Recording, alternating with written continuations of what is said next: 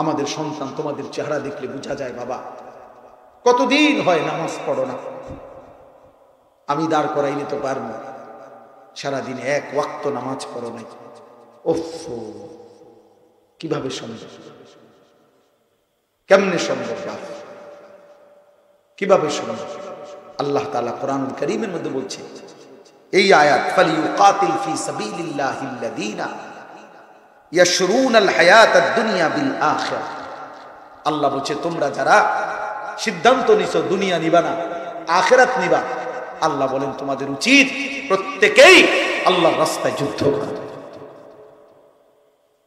এই জন্য বলছি এক মুমিন তার কলিজার মধ্যে ইচ্ছা থাকবে এটা যে আমি আল্লাহর একটা হুকুমও ছাড়ব না, আমি একটা নাফরমানিও করব না, বরং আমার আল্লাহর জন্য শেষ পর্যন্ত যুদ্ধে আমি আমার জান বিলিয়ে দেওয়া পর্যন্ত আল্লাহর দ্বীনের জন্য লড়াই করব। এরপরে আল্লাহ বলেন ওমান ইউকাতিল ফি সাবিলিল্লাহ ফায়ুকতাল আও ইয়াগলিব। আল্লাহ বলে মুমিন শুনো, কোনো ঘাবড়াইও না, আল্লাহর রাস্তায় যুদ্ধ করিলে যদি জীবনও যায়, ফায়ুকতাল নিহত শহীদ হও, আও ইয়াগলিব অথবা যদি বিজয় লাভ করো কোনো সমস্যা নাই, ফাসাউফা নুতিহি আজরান আযীমা। শহীদ হোক আর বিজয়ী হোক উভয়কেই আমি আল্লাহ সর্বশ্রেষ্ঠ বিনিময় জান্নাত দিয়ে দেব। এরপরে আল্লাহ কথা বলছে যে হে ঈমানদার কেন যুদ্ধ করবা না? অথচ দুর্বল অসহায় শিশু নারী বৃদ্ধ পুরুষ চিৎকার করছে আর তোমাকে ডাকছে। আল্লাযীনা আমানু ইউকাতিলুনা ফি সাবিলিল্লাহ। আল্লাহ বলছে যারা মুমিন তারা আল্লাহর রাস্তায় জিহাদ করবে। ওয়াল্লাযীনা কাফারু ইউকাতিলুনা ফি সাবিলিত তাগুত। যারা কাফের বেঈমান নাফরমান তারা শয়তানের পক্ষে যুদ্ধ করবে। ফাকাতিলু আউলিয়া আশ-শাইতান। অতএব হে মুমিন, আবার বলছে আল্লাহ, শয়তানের অনুসারী যেই কাফের মুশরিক বেঈমান তাদের বিরুদ্ধে যুদ্ধ করো। সর্বশেষ আল্লাহ সান্ত্বনা দিছে ইন্না কাইদাশ শাইতানি কানা দাঈফা। আল্লাহ বলছে মুমিন শুনো, দুশমন যত চক্রান্তই করুক, শয়তানের অনুসারী যত চক্রান্তই করুক, শেষ পর্যন্ত মনে রেখো আমি আল্লাহ বললাম শয়তানের চক্রান্ত, শয়তানের অনুসারীদের চক্রান্ত দুর্বল দুর্বল দুর্বল। এজন্য প্রিয় ছেলে মনে রাখো ইনশাআল্লাহ ইনশাআল্লাহ ইনশাআল্লাহ আজ হোক কাল ইসরায়েলের কুত্তারা হেরেই যাবে, ফিলিস্তিনের মজলুম জিতেই যাবে ইনশাআল্লাহ।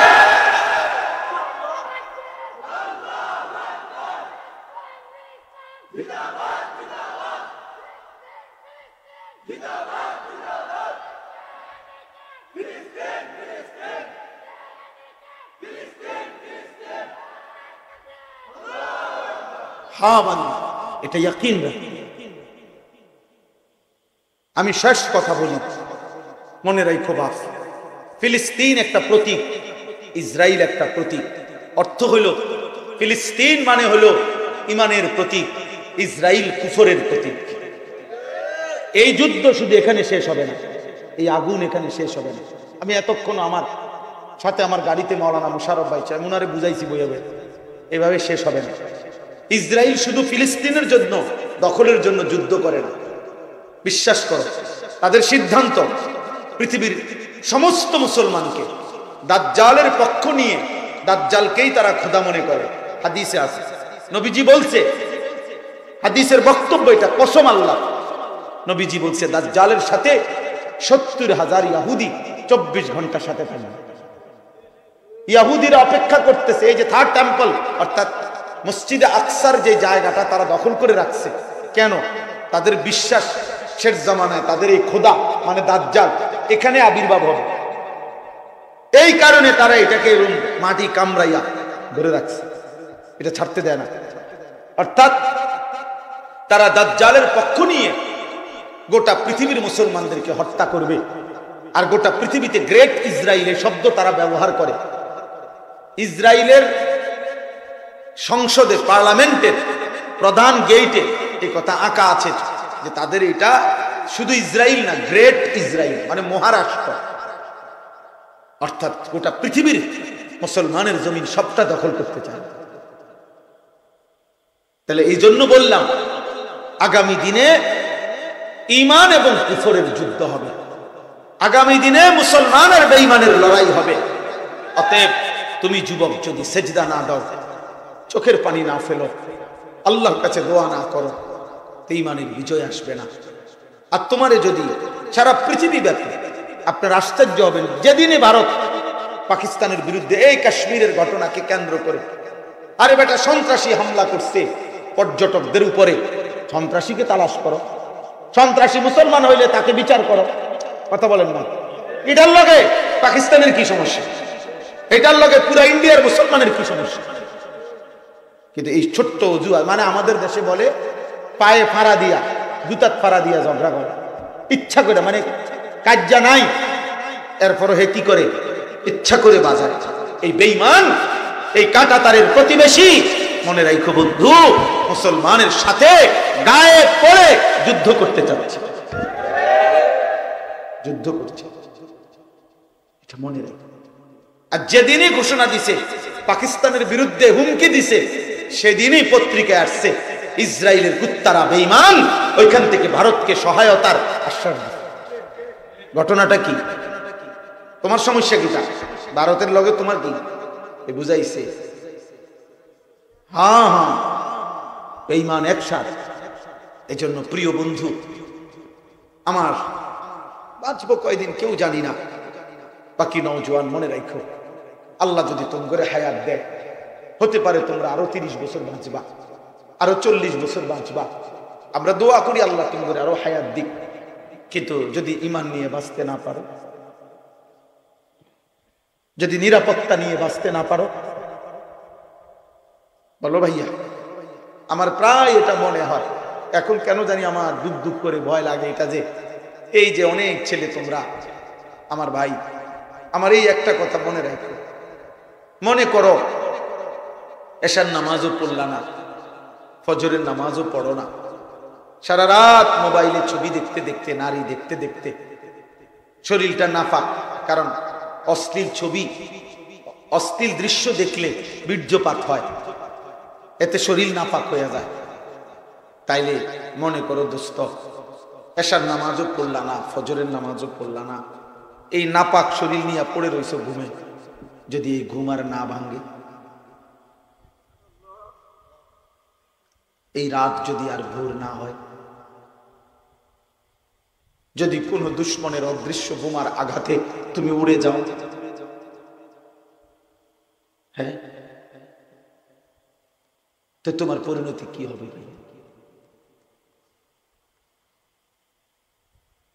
তোমার মৃত্যু কতটা নিকৃষ্ট মৃত্যু হবে তুমি ভেবে দেখো, তোমার বিবেকের হাতে ছেড়ে যাবে। এই জন্য ভাইয়া, নিজেরে নষ্ট করো না, নিজের চরিত্রহীন বানাইও না। এই চুল তোমাদের কাছে আমার অনুরোধ, হাত জোড় করে, তোমরা এই চুল ছাড়ো, তুমি পরিচয় দাও আমি আত্মমর্যাদা সম্পন্ন মুসলমান, আমি বেঈমানের অনুসরণ করব না। বলো ইনশাআল্লাহ, বলো নওজোয়ান ইনশাআল্লাহ। নামাজ পড়ো বাপ, নামাজ পড়ো, সেজদা। একটা উদাহরণ দিয়ে শেষ করি।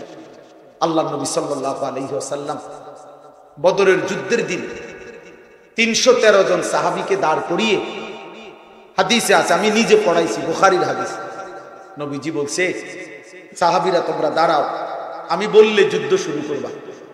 তখন ওনারা একটু পিছনে আইসা নবীজি সেজদা দিছে, আর চোখের পানি ছেড়ে কান্না শুরু করছে, আর আল্লাহর কাছে একটা দোয়া করছে বারবার।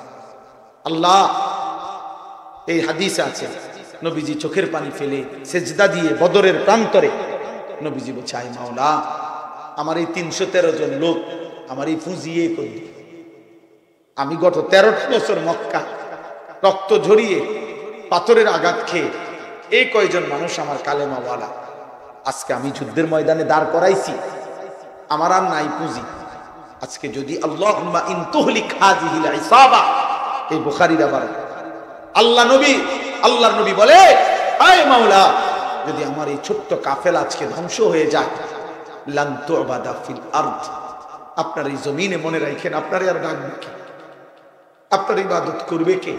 কাজেই মাওলা, আমি সেজদা দিলাম, চোখের পানি ছাড়লাম, আপনি আমারে বেইজ্জতি করেন না, আপনি আমার এই সামান্য কয়জন অনুসারীকে ধ্বংস করেন না। কোরআনুল কারীমের সূরা আনফালে আছে, সাথে সাথে জিবরাইল আসছে, আয়েশা বলছে ফাস্তাজাবা লাহুম রাব্বুহুম, এই বন্ধু আপনার রব আপনার দোয়া কবুল করে নিছে। আন্নী মুমিদ্দুকুম বিআলফিন মিনাল মালাইকাতি মুরদিফিন, আল্লাহ বলছে বন্ধু আমি 1000 ফেরেশতা যুদ্ধের সাজে সজ্জিত করে আপনার সাহায্যে পাঠাইলাম। প্রিয় বাপ, প্রিয় সন্তান, এই আমার শেষ কথা, মুমিনের সেজদাতে বিজয়। বিজয় কোথায়? সেজদায়। কোথায়? সেজদা। চোখের পানিতে বিজয়, মালিকের কাছে হাত তুললে বিজয়। তাইলে আমরা আল্লাহর কাছে ফিরতে হবে। এই জন্য আমি সবগুলো ছেলেকে বিশেষ করে মনে রাখবা, দেখার বিষয় হলো তোমারে আল্লাহ দ্বীনের কাজে, আল্লাহর দ্বীনের জিহাদের কাজে লাগাইলো কিনা। কিন্তু দ্বীন বিজয়ী হবে, কালেমা বিজয়ী হবে, ইমানের বিজয় হবেই হবে, কিন্তু আমাকে আল্লাহ নিল কিনা, তোমারে নিল কিনা, এটা হলো দেখার বিষয়।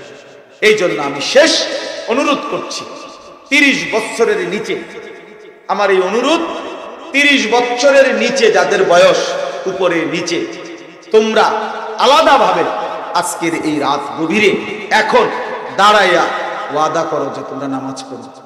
দাঁড়াও, দাঁড়াও। 30-এর নিচে যাদের বয়স, 30-এর নিচে বয়স্করা দাঁড়ায় না, 30 ঊর্ধ্ব যারা তারা দাঁড়াবেন না। বাকিরা নিয়ত করো ভাই, 5 ওয়াক্ত নামাজ পড়বা তো ইনশাআল্লাহ। এই বাটপারি করে দাঁড়ায়ও না, সাবধান। আমি বললাম না না কোনো সিটার বাটফার বসে দাও, তুমি যদি মন থেকে নিয়ত না করো দাঁড়ায়ও না, আমার দরকার নাই। আমি কোনো ভোটে দাঁড়াইছি না, আমি কোনো এটা মার্কা নিয়ে আসি নাই, আমি তোমার সেজদার আহ্বান করছি।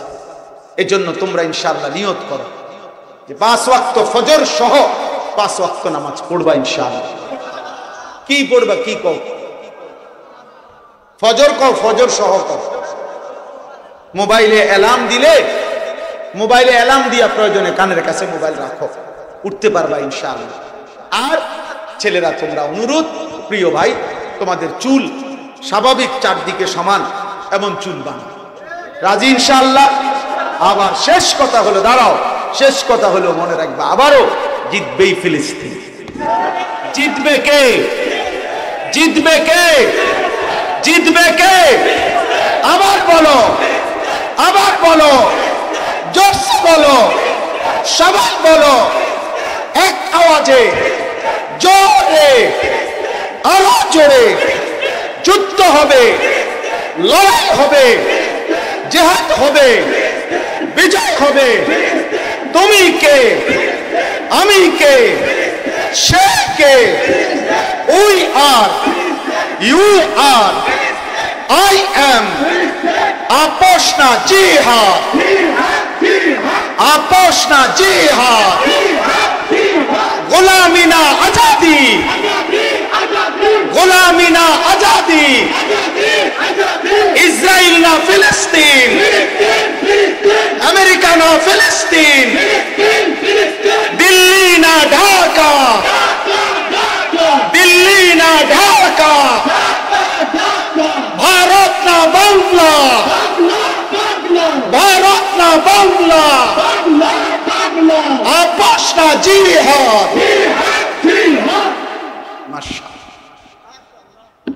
আল্লাহ হিম্মত দান, আল্লাহ কবুল করেন, আল্লাহ সকলকে আল্লাহ দ্বীনের জন্য কবুল করেন। আলহামদুলিল্লাহ রাব্বিল আলামিন। মাওলায়ে করিম আপনি মাফ করে দেন, রব্বে করিম আপনি মাফ করে দেন, মেহেরবান মাওলা আপনি মাফ করে দেন, আয় করিম আপনি মাফ করে দেন।